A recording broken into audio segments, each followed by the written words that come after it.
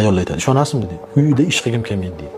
Hatto deydi, yuvinib sochimni taragim kelmaydi. Ko'pchilik depressiya borligini o'zida his qilmaydi, ya'ni oddiy holat deb qabul qiladi. Lekin mana depressiyaning belgilari bor. Mana birinchi belgisi o'sha aytganimiz negativ fikrlar. Ya'ni hamma narsani yomon tarafini ko'rish depressiyaning belgilaridan bittasi. Ikkinchisi tushkun kayfiyat. Harakatga bo'lgan motivatsiyani so'nish. Dangasa bo'lib qoldim deydi. Mana ayollar aytadi, ishonasizmi deydi. Uyda ish qilgim kelmaydi deydi. Hatto deydi, yuvinib sochimni taragim kelmaydi. Shunaqa darajada dangasa bo'lib qoldim deydi. Ya'ni qani hech narsa qilgisi kelmaydi. Keyin yig'loqlik. Sal narsaga xo'rligi kelib yig'laveradi.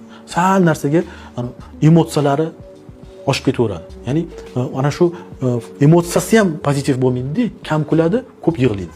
Keyin undan tashqari depressiyaning yana bitta anaqalardan bittasi odamlar bilan muloqot qilish kamayadi.